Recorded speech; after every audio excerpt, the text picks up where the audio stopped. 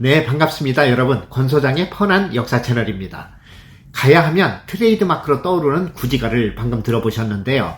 얼핏 들으면 주술사의 주문 같기도 합니다만 2000여 년 전에 만들어진 노래가 지금까지 구전되어 온다는 것이 그저 신기하기만 할 뿐입니다. 거북이를 주제로 한 이 구지가는 가야의 설화 속에 등장하는 노래인데 거북이 등껍질로 점을 친다든지 고구려의 사신도에도 현무가 등장하는 걸로 봐서 그 시절에 우리 조상들은 거북이를 매우 신성시했음을 알 수 있는 대목입니다. 우리의 고대국가의 건국설화에는 백제만 빼고 고구려, 신라, 가야 모두 시조가 알에서 태어났다는 전설들을 갖고 있는데요. 알에서 태어나지 못하면 명함도 못 내미는 상황입니다. 지금 생각하면 참 웃긴 얘기지만 이는 건국자의 스페셜함을 상징하기 위한 설정이라고 이해하시면 어떨까 싶습니다. 사실 이런 설화들은 우리나라에만 있는 것이 아니고 세계의 도처에서 흔히 나오는 설정들입니다. 대표적인 그리스 로마 신화는 제우스, 포세이돈, 비너스 등 여러 신들이 등장하며 대단한 스토리를 꾸며내고 있는데요. 지금의 우리가 크게 거부감 없이 받아들이고 있고 하나의 동화처럼 어린이들에게도 많이 읽혀지며 이 그리스 로마 신화는 모르는 사람이 없을 정도로 세계의 히트작으로 알려져 있는 것처럼 우리 선대들의 설화도 애정어린 눈길로 봐주셨으면 좋겠습니다. 오늘 다루어 볼 가야는 우리의 역사 교과서에도 너무나 간단하게 나와 있고 삼국시대에는 끼지도 못해 왠지 좀 소외된 느낌이 들기도 합니다만 그 시절을 다룬 역사서인 삼국사기나 삼국유사의 기록에는 좀 더 비중 있게 다루고는 있지만 더욱 재조명되는 것은 최근 가야의 고분군에서 많은 유물들이 출토되면서 가야 연맹은 새롭게 부상되고 있습니다. 남미의 마야 유적같이 베일에 쌓인 미원의 제국 가야, 지금 안내드려 보도록 하겠습니다.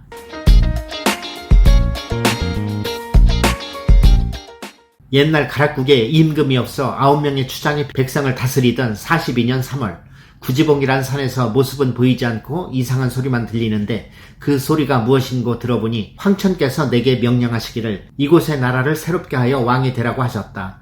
내가 일부러 이곳에 내려왔으니 너희들은 마땅히 산꼭대기에서 노래를 부르고 춤을 추면서 나를 맞이하도록 하여라.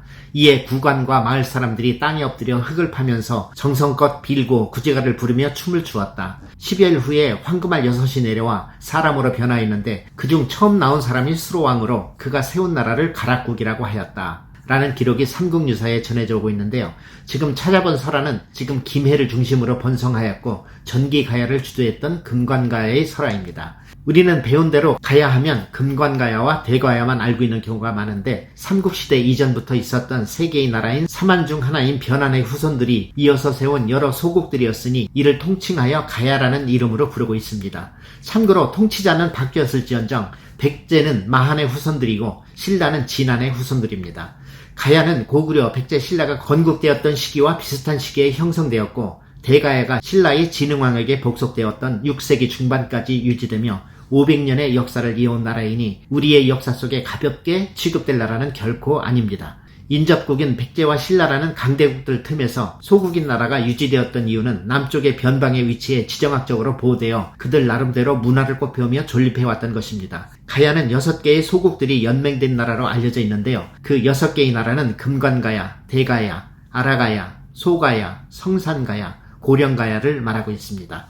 이 소국들은 꾸준히 몇백 년을 간 것은 아니고 흥망성쇠를 반복하며 중간에 사라진 나라도 있었으니 엄밀하게 말하면 서로 단단하게 결집된 연맹국가라고 보기도 좀 어렵습니다. 이 6개의 나라는 삼국유사의 기록이고 일본의 서기에는 10개의 나라 그리고 삼국지 위지 동의전에는 24개의 나라가 거론되어 있는데 당시의 가야의 기록이 전해져 오는 역사서가 없어서 정확한 건 알 수 없지만 무덤 속의 부장품들과 유적들을 발굴해보면 6개 이상의 나라들이 있었을 것으로 추론해보고 있는데 아직도 가야 문명의 가려진 비밀은 현재 진행형입니다. 우선 3세기경부터 김해 지역을 중심으로 크게 성장한 금관가야는 전기 가야 연맹을 주도하게 되는데 그 설화가 삼국유사의 기록으로 전해져 오고 있습니다. 북쪽 구지봉에 신비한 기운이 있어 사람들이 모이니 하늘에서 나라를 세워 임금을 모시라는 소리가 들렸다. 얼마 후 하늘에서 붉은 보자기에 쌓인 금으로 만든 상자가 내려와 열어보니 황금알 6개가 있었다. 6알은 얼마 후 어린아이가 되는데 첫 번째 아이를 왕으로 모셨다. 세상에 처음 나타났다고 하여 이름을 수로라 하였다 라는 기록이 삼국유사에 전해져 오고 있습니다. 이 기록을 근거로 볼 때 구지봉이 김해에 있는 산이었으니 금관가야의 시조가 김수로왕이었음을 알 수 있습니다. 특히 수로왕의 부인은 허황우라고 알려져 있는데 김해허씨의 시조로 알려져 있는 허황우의 출신은 인도의 아유타국이라고 삼국유사의 가락국기에 기록되어 있는데 그 당시의 해상 운송 능력으로 어떻게 그 먼 거리를 이동해 올 수 있느냐는 반론을 제기하는 학자들도 있지만 실제로 그 지역의 유물인 유리그릇이나 보금들이 출토되고 있으니 전혀 뜬금없는 얘기는 아닌 듯 싶습니다. 금관가야는 질 좋은 철을 생산하여 각종 철제 무기와 농기구를 만들어 사용하였고 철기를 만들 때 사용하는 동일쇠를 지금의 화폐와 같이 사용하였습니다. 특히 낙동강 하류의 해상 교통로를 이용하여 외와 낙랑 등의 철을 수출하며 문화 교류를 통해 독창적인 문화가 발달하였습니다. 낙동강이라는 이름도 가락국의 동쪽에 있다고 해서 붙여진 이름입니다. 가야는 4세기 말에 교역이 활발했던 외와 협공하여 신라를 공격하였는데 그 기사가 대단하여 신라의 수도인 금성이 점령당할 위기에 처하자 신라의 내무랑은 고구려의 광개토왕에게 위급함을 알리며 간곡히 도움을 청하니 고구려의 광개토왕은 5만의 군사를 보내 이를 정벌하게 됩니다. 당시 대단했던 전쟁의 신 광개토왕의 군사가 신라에 뜨게 된 것입니다. 이로써 신라는 고구려의 간섭을 받게 되었고 여세를 몰아 광개토왕은 외의 본거지가 가야임을 인지해 가야를 초토화시키면서 금관가야는 맹주로서의 지위를 잃게 되었습니다.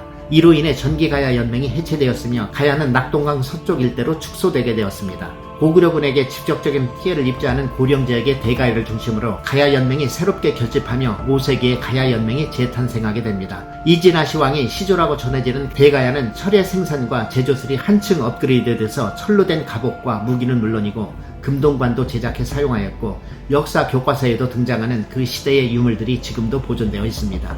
대가야는 세력이 커지면서 섬진강 하류와 소백산맥까지 세력을 확장하지만 독특한 독창적인 문화를 갖고 있던 각 소국들을 하나의 연맹체로 결집시키지 못하고 백제와 신라의 중간에 있다 보니 두 나라의 세력 다툼의 영향으로 점차 쇠퇴하게 되었습니다. 대가야는 궁여지체 끝에 신라와 혼인동맹을 맺으며 나라를 유지하는 노력도 했지만 신라의 벽풍왕 때 금관가야가 신라에 완전히 병합되었고 김유신의 할아버지인 김무력 등 가야족의 일부가 신라의 진골로 편입되게 됩니다. 추후 김해김씨의 뿌리인 그 유명한 김유신이 신라의 명장으로 이름을 알리게 되는 계기가 된 것입니다. 삼국유사의 기록을 보면 이때의 상황이 잘 기술되어 있는데요.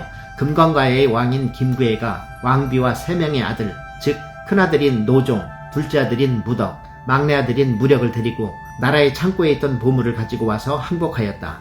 왕이 예로서 대접하고 상등의 벼슬을 주었으며 본국을 시급으로 삼게 하였다.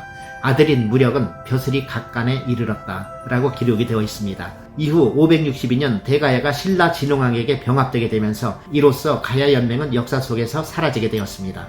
비록 국력은 약했지만 가야는 삼국이 갖지 못한 독특한 문화유산을 남겼는데요. 대가야 출신 우륵은 가야금과 가야음악을 신라에 전하였는데 가야금의 이름은 가야라는 이름을 따서 가야금이라고 불리게 되었고 또한 패망 후 가야의 일부 세력들은 외로 망명하여 외나라의 고대 문화 발전에 크게 기여하였습니다.